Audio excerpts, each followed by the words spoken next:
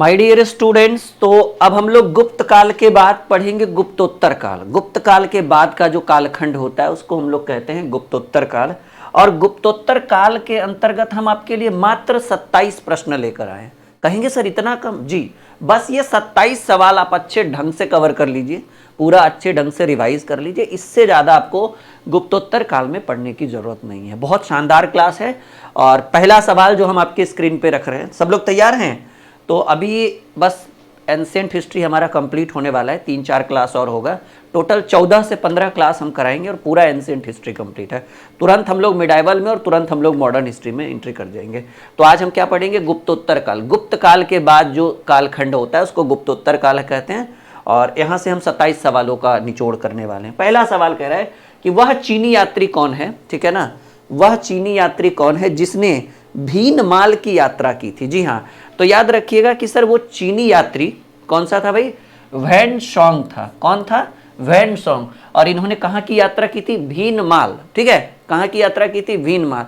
ये बहुत इंपॉर्टेंट है। चीनी यात्री, वैन सॉन्ग, इति सिंह, ये सब पूरा डिटेल के साथ हम लोगों को पढ़ना है। तो फिलहाल हम लोग आंसर क्या टिक मारेंगे कि सर वो चीनी यात्री कौन था? वैन सॉन्ग था। वैन सॉन्ग ने कहाँ की यात्रा की थी? भीनमाल की यात्रा की थी। पहला सवाल बहुत ही शानदार है और जब जब जरूरत पड़े हम डिटेल के साथ भी पढ़ेंगे। ठीक है, चलिए अगला सवाल। सवाल कह रहा है मौखरी शासकों की राजधानी कहाँ थी? तो मौखरी शासकों की राजधानी जो थी वो कन्नौज थी। माय डियर, आपने गुप्तोत्तर काल पढ़ा होगा, अगर नहीं पढ़ा तो आप प्लेलिस्ट में जाइए। प्लेलिस्ट में आपको प्राचीन इतिहास का पूरा प्लेलिस्ट बना हुआ है। आप एक एक लेक्चर पूरा पढ़िए, एक एक चीज़ पढ़िए और बहुत अच्छे ढंग से पढ़िए। नेक्स्ट वीक हमारी किताब आ रही है जीएस की, जिसमें एक ही किताब के अंदर आपको सारा सब्जेक्ट का चैप्टर वाइज एमसीक्यूज मिलेगा। जिस तरीके से हम पढ़ा रहे हैं, बुक को जरूर मंगवाइएगा। और उस बुक की सबसे बड़ी खासियत है कि एक ही किताब में सब कुछ रहेगा, वो भी चैप्टर वाइज रहेगा। बुक का नाम है जीएस ब्रह्मास्त्र। 1-2 दिन में उसकी एक झलक हम आपको दिखा देंगे। ठीक है, क्या नाम है my dear? GS Brahmastra. Next week आ रहा है किताब। ठीक है, नर्मदा नदी पर सम्राट हर्ष यानी हर्षवर्धन के दक्षिणावर्ती अभियान को किसने रोक दिया? तो देखिएगा भाई, हर्षवर्धन को रोकने का सबसे बड़ा क्षमता किनके पास था? पुलकेशिन द्वितीय। और इनकी जो जानकारी मिलती है, एहोल अभिलेख से इनका संबंध है। एहोल अभिलेख, पुलकेशिन द्वितीय। तो प्रश्न कह रहा है कि नर्मदा नदी पर सम्राट हर्षवर्धन को दक्षिणावर्ती अभियान करने के लिए रोक दिया गया। किनके द्वारा? पुलकेशिन द्वितीय के द्वारा। और पुलकेशिन द्वितीय का संबंध किस अभिलेख से है? एहोल अभिलेख। ठीक है, तो ये बड़ा इंपॉर्टेंट है, ये बड़ा बेहतरीन सवाल था। सवाल है हर्ष यानी हर्षवर्धन के शासनकाल की सूचनाएं किस पुस्तक से मिलती है? बताइएगा जरा। ठीक है जी, राजतरंगिणी के द्वारा लिखी गई पुस्तक कलहन। ठीक है, कलहन के द्वारा लिखी गई पुस्तक राजतरंगिणी। ठीक है ना। तो फिलहाल सवाल याद रखिएगा, बड़ा इंपॉर्टेंट है। ये हर्ष के शासनकाल की सूचनाएं जो है वो किसके पुस्तक में बनी, मतलब किस लेखक के बारे में पूछ रहा है। ठीक है ना, किताब के बारे में नहीं पूछ रहा है। कह रहा है कि हर्ष के शासनकाल की जो सूचनाएं हैं वो किसकी पुस्तक में वर्णित है? तो कलहन की पुस्तक में। और कलहन की एक पुस्तक थी जिसका नाम था राजतरंगिणी। क्या नाम था माय डियर? राजतरंगिणी। और राजतरंगिणी पुस्तक में कश्मीर के इतिहास की जानकारी दी गई थी। क्या बताया गया था? कश्मीर का इतिहास बताया गया था। राजतरंगिणी ये सबसे प्रसिद्ध पुस्तक था कलहन का। प्रश्न पूछा भी जाता है एग्जाम में कि कलहन की सबसे प्रसिद्ध पुस्तक कौन सी थी? राजतरंगिणी। राजतरंगिणी का संबंध किससे था? तो कहेंगे सर राजतरंगिणी का संबंध जो था वो कश्मीर के इतिहास से था। बहुत ही शानदार प्रश्न था। ठीक है, तो हर्ष के शासनकाल की सूचनाएं किसके पुस्तक में वर्णित है? तो कलहन के पुस्तक में वर्णित है। और कलहन की पुस्तक का नाम क्या है? राजतरंगिणी। ठीक है ना। और राजतरंगिणी में एक्चुअल में किसका वर्णन है? कश्मीर के इतिहास का वर्णन है। चलिए आगे बढ़े। अगला प्रश्न कह रहा है कि चीनी यात्री वैन सॉन्ग ने किस विश्वविद्यालय में अध्ययन किया? और अध्ययन भी किया और साथ साथ पढ़ाया भी, मतलब स्टूडेंट भी बने और शिक्षक भी बने। नालंदा यूनिवर्सिटी, नालंदा विश्वविद्यालय, हमारे जहां से हम आपको शिक्षा दे रहे हैं, यहां से नालंदा विश्वविद्यालय बस 1 घंटे का रास्ता है। ये बिहार के नालंदा जिले में है। समझ रहे ना, बिहार यानी बिहार राज्य के नालंदा जिले में यूनिवर्सिटी है नालंदा विश्वविद्यालय।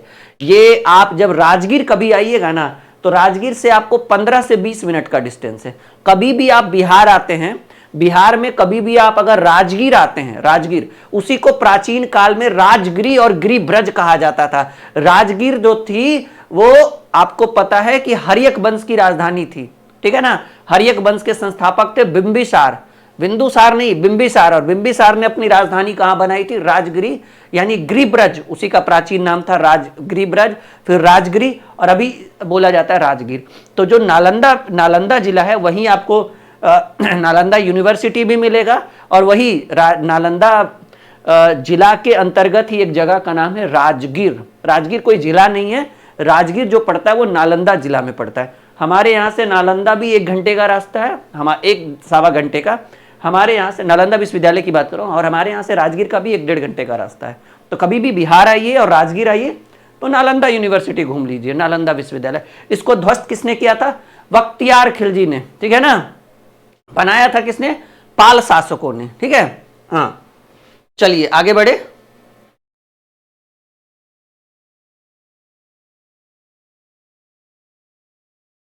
चलिए जल्दी जल्दी बताइएगा, फटाफट बताइए। अगला क्वेश्चन आपके स्क्रीन पर आ गया है।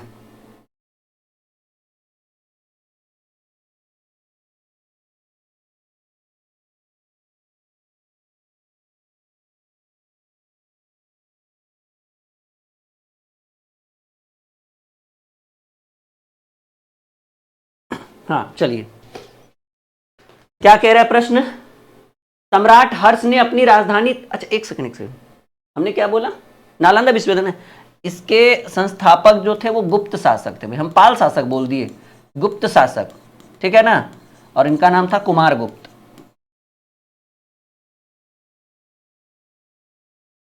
ठीक है ना। क्या नाम था भाई? कुमारगुप्त। वेरी वेरी, बहुत बड़ा मिस्टेक हो गया भाई, ठीक है ना। कुमारगुप्त प्रथम बोलते हैं। चलिए अगला सवाल। सम्राट हर्षवर्धन ने अपनी राजधानी थानेश्वर से हटाकर कहां स्थानांतरित किया था? तो याद रखिएगा, हर्षवर्धन के समय जो राजधानी थी वो थानेश्वर थी, और हर्षवर्धन ने अपनी राजधानी थानेश्वर से हटाकर कर लिया था कन्नौज। हम क्या बोल दिए? पाल शासक, गुप्त शासक, ठीक है ना। कुमारगुप्त के द्वारा नालंदा विश्वविद्यालय की स्थापना की गई थी 5वीं शताब्दी में, 453 ईस्वी में शायद बोला जाता है, ठीक है, डाटा देखना पड़ेगा। और इसको ध्वस्त जो किया था वो खिलजियों के द्वारा किया गया था, बख्तियार खिलजी के द्वारा नालंदा विश्वविद्यालय को ध्वस्त कर दिया गया। अभी भी आप जाइएगा तो नालंदा विश्वविद्यालय में बहुत कुछ देखने को है। तो सम्राट हर्ष ने अपनी राजधानी थानेश्वर से हटाकर कहां कर दिया? कन्नौज। एक और बेहतरीन सवाल, सम्राट हर्षवर्धन ने 2 महान धार्मिक सम्मेलनों का आयोजन किया, कहां कहां किया? तो याद रखिएगा कि वो जगह का नाम था कन्नौज जो उसकी राजधानी थी, और एक प्रयागराज जिसको हम लोग इलाहाबाद कहते हैं अभी, ठीक है, अभी प्रयाग ही हो गया है नहीं। तो कह रहे हैं सम्राट हर्षवर्धन ने 2 महान धार्मिक सम्मेलनों का आयोजन किया, एक जगह था कन्नौज और दूसरा जगह था प्रयाग, ठीक है, कन्नौज तो था प्रयाग में। कवि बाण भट्ट कहां के निवासी थे? याद रखिएगा, कवि बाण भट्ट बिहार के ही निवासी थे, और बिहार का जो जिला इनका पड़ता है भोजपुर पड़ता है, आरा। आरा पहले आरा नाम था, अभी आरा, मतलब भोजपुर पहले आरा के अंतर्गत आता है, इसलिए ऑप्शन में कभी कभी आरा रह सकता है, तो एग्जाम में कोई नहीं भी हो सकता है। लेकिन याद रखिएगा, आरा अभी बट के जो है एक अपना जिला बन गया जिसका नाम है भोजपुर, ठीक है। तो उस हिसाब से जहां पर कवि बाण भट्ट का जो गांव था वो अभी किस जिले के अंतर्गत आता है? भोजपुर जिले के। पहले वो किस जिले के अंतर्गत आता था? आरा। वही हम लोग कहते हैं आरा हई छपरा हई, नहीं, हाँ वही है। चलिए, हर्षचरित्र के लेखक बाण भट्ट, हर्षचरित्र की पुस्तक के लेखक कौन है भाई? बाण भट्ट। हर्षचरित्र एक बहुत ही विख्यात लेखक थे, और बाण भट्ट, और उन्होंने अपनी एक पुस्तक लिखी थी हर्षचरित्र, ठीक है। चलो, गुप्तोत्तर युग में प्रमुख व्यापारिक केंद्र कौन सा था भाई? गुप्तोत्तर युग में प्रमुख व्यापारिक केंद्र जो था वो कन्नौज था। याद रखिएगा, जब गुप्त काल चल रहा था, गुप्त काल के बाद का जो काल आया, ठीक है ना, उस समय व्यापारिक केंद्र जो है वो इंडिया में सबसे बड़ा व्यापारिक केंद्र जो था वो कन्नौज था। कौन था भाई? कन्नौज। अगला सवाल, वेनसोंग की भारत यात्रा के समय कौन सा नगर सूती वस्त्रों के उत्पादन के लिए विश्व प्रसिद्ध था? सवाल बहुत ही तगड़ा है, मोस्ट वीवीआई क्वेश्चन। क्या है my dear? Most VVI question, very very important question. और सवाल एक बार फिर से सुनिएगा, कह रहे हैं वेनसोंग की भारत यात्रा के समय, जब चीनी यात्री वेनसोंग भारत आया था, तो भारत यात्रा के समय कौन सा नगर जो है वो सूती के उत्पादन के लिए प्रसिद्ध था? तो कहेंगे सर वो नगर जो था वो मथुरा था। मथुरा वृंदावन जिसको हम लोग कहते हैं, कृष्ण की नगरी मथुरा बोला जाता है, ठीक है ना। बड़ा फेमस सवाल है, बड़ा इंपॉर्टेंट सवाल है, इग्नोर नहीं करिएगा। ऐसे प्रश्न एग्जाम में अगर आ जाए तो एकदम रिजल्ट आपको मतलब नंबर देकर ही जाएगा कि वैन सॉन्ग की भारत यात्रा के समय, वैन सॉन्ग की भारत यात्रा के समय कौन सा नगर जो था वो सूती के उत्पादन में सबसे फेमस था, मथुरा, ठीक है। अगला सवाल, कौशेय, कौशेय शब्द का प्रयोग किया गया है, तो रेशम के लिए कौशेय शब्द का प्रयोग किया गया है। माय डियर याद रखिएगा, रेशम के लिए, किसके लिए, बहुत बेहतरीन प्रश्न है ये, कौशेय शब्द का प्रयोग किया गया है रेशम के लिए, किसके लिए, रेशम के लिए कौशेय शब्द का प्रयोग किया गया है। आदि शंकराचार्य द्वारा स्थापित 4 मठ कहां कहां है, आपको यह बताना है। आदि शंकराचार्य ने 4 मठों का निर्माण किया और उन 4 मठों का नाम है, ये डी नंबर वाला आंसर होगा, जोशी मठ, द्वारका, पुरी और श्रृंगेरी। ये बड़ा इंपॉर्टेंट है जी, ऊपर तीनों को इग्नोर कर दीजिए, कांची नहीं है, ये शंकराचार्य के द्वारा। यहां देखिए बनारस शंकराचार्य का लेना देना कुछ नहीं है, यहां देखिए प्रयाग में भी शंकराचार्य का कोई, तो तीनों का तीनों गड़बड़ हो गया। जोशी मठ, द्वारका, पुरी और श्रृंगेरी, ये किनके द्वारा, आदि गुरु शंकराचार्य के द्वारा स्थापित 4 मठ है, ठीक है ना। घूमिएगा, अगर आप एक सनातनी हैं, वैसे तो कोई भी जा सकता है, ठीक है ना। धर्म देखिए ऐसा कुछ नहीं है कि आप, अब हम लोग मान लीजिए हम हिंदू है, ठीक है, मस्जिद जा सकते हैं। अब उधर वाला भले मंदिर आया ना भगवान जाने, लेकिन हम तो चले जाते हैं, हम उतना भेदभाव नहीं करते, और होना भी नहीं चाहिए भेदभाव। हिंदू मुस्लिम सिख ईसाई हम सब है भाई भाई भाई, ठीक है। अब सामने वाला भी तो ये चीज समझे, हम तो समझ रहे हैं नहीं, सामने वाला भी तो समझे। पता चला सामने वाला भी देखकर वीडियो कुछ बोल रहा होगा, हाँ नहीं, लेकिन ऐसा नहीं होना चाहिए, ठीक है। अभी देखिए हमारे प्रिय मित्र हैं खान सर, ठीक है, वो भी इस चीज को नहीं मानते हैं, बिल्कुल होना चाहिए भाई, ठीक है। निम्नलिखित जोड़ों में कौन सा जोड़ा सुमेलित नहीं है। देखिए रवि कीर्ति पुलकेशिन द्वितीय के दरबार में रहते थे, रवि कीर्ति बहुत ही शायद सुविख्यात लेखक थे रवि कीर्ति। भवभूति कन्नौज के राजा यशोवर्मन के दरबार में रहते थे, ये भी सही है। दंडी जो है वो नरसिंह वर्मन के दरबार में रहते थे, लेकिन हरिसेन जो है वो हर्षवर्धन के दरबार में नहीं रहते थे, तो ये वाला सुमेल गलत हो गया, बाकी सब सही है, ठीक है ना। तो आप आंसर क्या हमारे होगे से करें, कौन सुमेल नहीं है, मतलब कौन गलत है। ये रवि कीर्ति रहते थे पुलकेशिन द्वितीय के यहाँ, भवभूति कन्नौज के राजा यशोवर्मन के यहाँ रहते थे, दंडी जो थे नरसिंह वर्मन के दरबार में रहते थे, लेकिन हरिसेन नहीं रहते थे हर्षवर्धन के दरबार में। चलिए, शूद्रक द्वारा लिखी गई प्राचीन भारतीय पुस्तक मृगजकटिकम का विषय क्या था। मृगजकटिकम, मृगजकटिकम पुस्तक के लेखक हैं शूद्रक। बहुत इंपॉर्टेंट सवाल है जी, आपने रटा भी होगा लुसेंट में, मृगजकटिकम शूद्रक शूद्रक शूद्रक शूद्रक ऐसे किया होगा। मृगजकटिकम के लेखक शूद्रक, मृगजकटिकम के लेखक शूद्रक। तो मृगजकटिकम जो है इसमें कहा गया है कि इसमें किस चीज का वर्णन है, सीधे सीधे बताना है। तो चंद्रगुप्त द्वितीय के पश्चिम एक धनी व्यापारी, हाँ ये होगा भाई, पहला नंबर आंसर, एकदम ऊपर ही तो है आंसर, ज्यादा इधर उधर जाने। एक धनी व्यापारी और एक गणिका, गणिका मतलब शायद नर्तकी जिसको बोला जाता है, उनकी पुत्री का प्रेम गाथा, ठीक है ना। हाँ वो आपको मैंने बताया था ना, एक और भी ध्यान में नहीं है, चलिए छोड़िए, फिलहाल याद रखिएगा ये जो मृगजकटिकम जो है इसके लेखक जो है वो शूद्रक हैं, ये शूद्रक साहब। और इसमें क्या लिखा था, किस विषय के ऊपर चर्चा थी, तो एक धनी व्यापारी और एक गणिका की पुत्री का प्रेम संबंध। एक और माय डियर याद रखिएगा, हमारी भी एक पुस्तक है, जैसे ये मृगजकटिकम है ना, हमारी है ट्रिकी मैथ ब्रह्मास्त्र वॉल्यूम 1। अगर आप कैलकुलेशन के लिए परेशान हो रहे हैं और आपको कैलकुलेशन के पूरे 600 ट्रिक चाहिए, तो आप हमारे ट्रिकी मैथ ब्रह्मास्त्र बुक को अपने घर पे मंगवा सकते हैं। आप कुछ नहीं, ये सिंपल, आप हमारे एप्लीकेशन पर जाइए, ड्रीम क्लासेस ऑफिशियल पर, वहां से बुक सेक्शन में जाकर इसको बाई करिएगा। लेकिन जब बाई करिएगा तो आप अच्छे ढंग से एड्रेस भरिएगा, पूरा अच्छे ढंग से, पूरा 2 फोन नंबर, एक मेन और एक अल्टरनेट, 2 फोन नंबर डालिएगा, और साथ ही साथ पिन कोड सही होना चाहिए, लैंडमार्क सही होना चाहिए, नहीं तो हम किताबें आपके पास डिलीवर नहीं करेंगे। ये 210-20 की आसपास की ये किताब है और बहुत शानदार किताब है। आप इसको एक बार ज्वाइन करिए या एक बार आप इसको मंगाइए, बहुत मजा आएगा। इसमें कैलकुलेशन के लगभग 600 ट्रिक है, सॉल्यूशन भी है, सिर्फ ट्रिक नहीं है, सॉल्यूशन भी है, ठीक है। तो एक बार मंगाइए, बहुत मजा आएगा। मैं इसका लिंक आपके ही वीडियो के डिस्क्रिप्शन में आज ऐड करवा दूंगा, ठीक है। और नहीं तो आप एक बार गूगल क्रोमो में सर्च करिए ड्रीम क्लासेस, आपको हमारा वेबसाइट आ जाएगा। आप हमारे वेबसाइट को ओपन करिए, वहां पर भी आपको बुक सेक्शन में ये बुक मिल जाएगा, और नहीं तो आप इस नंबर पर व्हाट्सअप करिए 6200733858। जैसे आप हाय सर, हेलो सर कुछ भी लिखिएगा, आपको इसका लिंक जो है तुरंत भेज दिया जाएगा बिना मांगे, ऑटोमेटिकली बिजनेस व्हाट्सअप बिजनेस के थ्रू आपको एप्लीकेशन का लिंक, किताबों का लिंक सब चला जाएगा। लिंक पर क्लिक करिए, बाय नाउ करिए, घर पे 1 सप्ताह 8 दिन, 1 सप्ताह तो लगेगा कम से कम इस बुक को घर पे मंगाने में। और बहुत अच्छी किताब है, इसका शॉर्ट वीडियो आप देखिएगा हमारे main channel dream competitive classes पर, जहां पर 1.5 मिलियन बच्चे जुड़े हुए हैं हमारे साथ, आपको वहां पर बहुत अच्छे ढंग से दिखाई देगा। एक महान रोमनी नाटक कादंबरी के लेखक कौन है? कादंबरी के लेखक बाण भट्ट है भाई, ये भी बड़ा फेमस क्वेश्चन है, ठीक है ना। कादंबरी के लेखक कौन है? तो कहेंगे सर कादंबरी के लेखक बाण भट्ट है। अगला, हर्षवर्धन की आरंभिक राजधानी कहां थी? तो पहले याद रखिएगा, पहले राजधानी थी थानेश्वर, फिर राजधानी थानेश्वर से ले गया ये कन्नौज, ठीक है। तो हर्षवर्धन की आरंभिक राजधानी थी थानेश्वर, और थानेश्वर से कहां चला गया? कन्नौज, ठीक है। निम्नलिखित में से कौन सा युग्म सही सुमेलित नहीं है?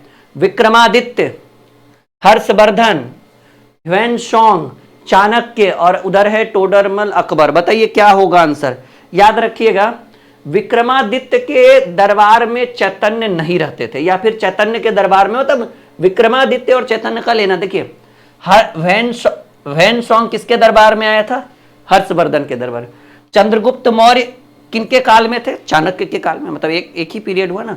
राजा टोडरमल अकबर के दरबार में रहते थे। तो भाई मतलब सीधे सीधे कहिए, ऐसे कहिए, हर्षवर्धन का संबंध ह्वेनसोंग का संबंध हर्षवर्धन से है, क्योंकि वो उसके दरबार में आया था।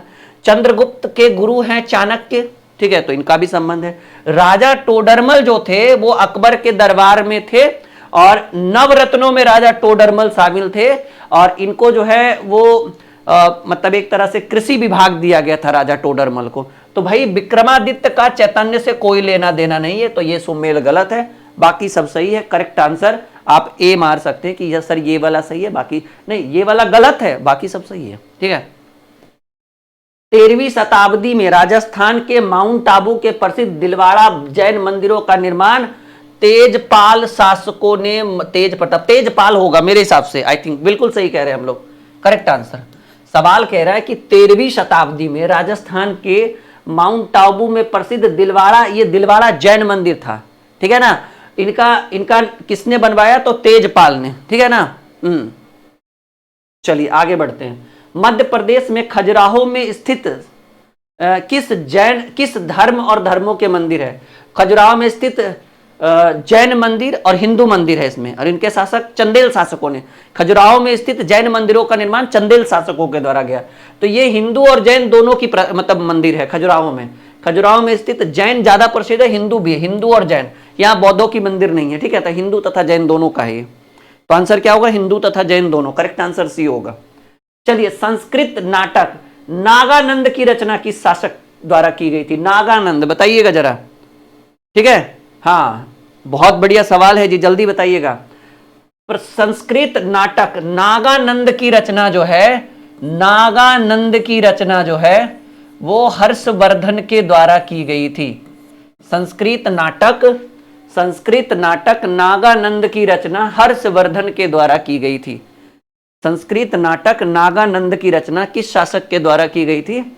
हर्षवर्धन के द्वारा की गई थी। एक और बेहतरीन प्रश्न देखिएगा, खजुराहो मंदिर का निर्माण, याद रखिएगा, खजुराहो में स्थित जैन मंदिरों का निर्माण अभी अभी हम डिस्कस कर रहे थे कि चंदेल शासकों के द्वारा, चंदेल राजपूतों के द्वारा किया गया था। मैं अभी अभी डिस्कस कर रहा था बस 2 मिनट पहले कि खजुराहो में स्थित जैन मंदिरों का निर्माण चंदेल शासकों के द्वारा किया गया था, और वहां जैन के साथ साथ हिंदू मंदिर भी प्रसिद्ध थे, ठीक है।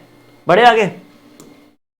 निम्न में से किस प्रतिहार राजा ने आदि वराह की उपाधि धारण की थी? बताइएगा, किस प्रतिहार शासक ने आदि वराह की उपाधि धारण की थी? मिहिर भोज के द्वारा, ठीक है। सवाल बहुत बढ़िया है। निम्न में से किस प्रतिहार राजा ने आदि वराह की उपाधि धारण की थी? मिहिर भोज के द्वारा आदि वराह की उपाधि धारण की गई थी। प्रतिहार वंश का महानतम राजा जो था वो भोज था, यानी मिहिर भोज ही था जो सबसे महानतम राजा था। प्रतिहार वंश का सबसे शक्तिशाली राजा मिहिर भोज, जिसको हम भोज कहते थे शॉर्टकट। दिद्धा नाम की रानी ने भारत के किस भाग पर किस भाग पर 980 से लेकर 1003 तक शासन किया था? कश्मीर में इन्होंने अपना शासन जमाया था जी। 23 साल तक इन्होंने शासन किया था कश्मीर में, ठीक है। बड़ा इंपॉर्टेंट सवाल ये भी है, लेकिन एग्जाम में जल्दी पूछता नहीं है, तो फिर इंपॉर्टेंट किस काम का। निम्न में से किसने हूण शासक मीहुर कुल को पराजित किया था? बताइएगा, किसने मीहुर कुल को पराजित किया था? किसने मीहुर कुल को पराजित किया था? कह रहा है कि निम्नलिखित में से किसने हूण शासक मीहुर कुल को पराजित किया था? यशोधवर्मन। देखिए, आप गुप्तोत्तर काल का पूरा थ्योरी पढ़ के आइए। हमको पता है कि आज के क्लास में थोड़ा बोर भी हुए होंगे, कुछ सवाल ऐसा भी है जो आपके लिए ऊपर ऊपर बाउंस किया होगा, लेकिन एक बार आप पढ़ के आइए थ्योरी गुप्तोत्तर। पहले गुप्त काल पढ़िए, फिर गुप्तोत्तर पढ़िए, फिर देखिएगा एक भी सवाल आपके माइंड से नहीं निकलेगा और सब लगेगा कि हाँ सर आपने जितने भी सवाल पढ़ाए वो सारे इंपॉर्टेंट है। लेकिन इसके लिए बेसिक तो पढ़ना जरूरी है ना। हूण विजय के पश्चात गुप्त शासक स्कंद गुप्त ने कौन सी उपाधि धारण की थी? याद करिएगा, हूण विजय के पश्चात जो है गुप्त शासक जिनका नाम था स्कंद गुप्त, इन्होंने विक्रमादित्य की उपाधि धारण की थी। अच्छा, सबसे फेमस विक्रमादित्य चंद्रगुप्त विक्रमादित्य, जिनको चंद्रगुप्त द्वितीय के नाम से जाना जाता है।